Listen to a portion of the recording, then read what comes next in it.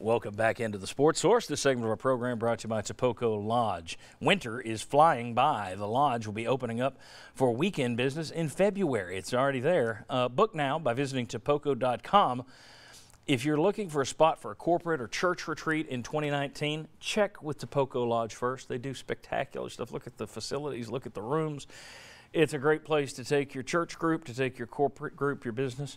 And again, they'll be opening for certain weekends starting right around February 14th, guys. So be on the lookout. It's poco.com. All right, aside from having a guy like John Petty go for 30 points, did Alabama lay out any kind of a blueprint at all, Mark, for future Tennessee foes? Well, I think you see a couple things. Some philosophically, we were talking about the inside-out piece of it. I think you're really starting to see teams really shrink the lane and putting their feet inside the lane and making it very challenging for us to drive it and then kick it and play inside out. Or they're forcing our big guys, Grant Williams, Admiral Schofield, their catches further off the paint. And then what you saw in Grant Williams' charge at the end of the game, the scouting report is that he is going right. And so when you see, even if he catches in the perimeter or if he catches in the block, guys are shadowing that shoulder and forcing him back left. And now even when he goes left, he's coming back to his right. And so there's little nuances that are just making it more challenging. And then on the defensive end, they're spreading Tennessee out. They're playing four guards. They're driving it, kicking it, which are leading to open threes or leading to layups. And you saw some of that in that Florida game. And teams are just starting to latch onto it. I wonder, one thing Williams does, he gets called for a lot of charges. Boy, he drops that shoulder. Mm-hmm. He drops that shoulder like he's a running back going over a linebacker. I mean, I wonder at times, I know he's good at it. He's all SEC, SEC Player of the Year last year, could be again this year. But, man, there are times when you look at it, you go, ooh, it's coming, and you know they're going to whistle it just because it looks bad. Well, and here's the other thing I worry about come NCAA tournament time.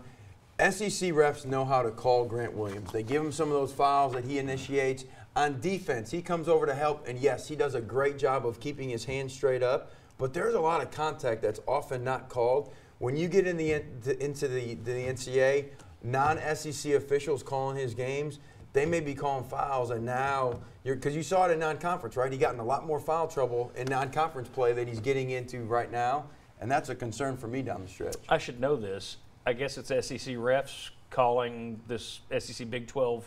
I guess it's the home team's conference, or would it be the road team? I think it's opposite. So this would be Big 12 Big 12 ref. Right. I think. I'm not 100% sure. All right. Well, we'll keep an eye on that next Saturday to see if indeed it's Big 12 refs and how they call it. That's an interesting point to make from a former coach right here. Gentlemen, when you look at teams that have had some sort of success against Tennessee, Kansas beat them. Gonzaga was a dogfight. Florida, Alabama. Memphis hung with them, and Louisville early on. That's so far back, I don't know that I include that one. But of those 4 or 5 teams that have played Tennessee well, and it's amazing you're 17 games in, there's 4 or 5 teams that have played you well. Anything in common?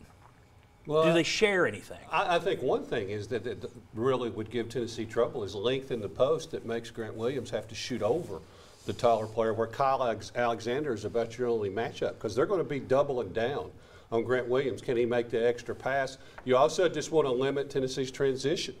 Keep them from making the easy layups and stuff, and make them shoot perimeter shots. That's kind of the blueprint to beat them. And I want to make them run. I don't want them to sit up playing defense, because what we've seen when they start going back and forth, they can take some bad shots. They went almost 10 minutes without a field goal yesterday, correct? Well, that's one of the things that made the Bruce Pearl scheme so successful, is teams want to run. I mean, when you live off junk baskets and turnovers and getting the other team to play up-tempo sloppy, yes, everybody wants to play that. So, I mean, that's the lure. That's why it's such a great system, because it's hard to find a Butler that would say, no, we're not going to do it. And I think Tennessee does fall into that trap. I think you're right. At times they'll, like yesterday, you get a little too up-tempo at times, but you also settle for those bad jumpers. Go ahead. To me, I think it's guard play. I think that's what's the concern of when you go up against Auburn, what makes them tough. I think it's LSU. I think it's what will concern me against Ole Miss, Mississippi State. You see the teams that are better in this league are the teams that have better guard play, and those are the teams. That's what you're going to see in the tournament. Louisville, Florida. That's what concerned me watching The teams that concern me in the NCAA tournament, mid-major like a Loyola, or like those teams that have 4 water bugs that can drive it, kick it out, they can all shoot it. They play an undersized post guy that can shoot it. That's a team that concerns me for Tennessee. And you're going to see a lot of good guards in the tournament. All right. When we come back, we're going to talk a little bit more football. Juwan Jennings returns to Tennessee. We'll talk a little recruiting as well.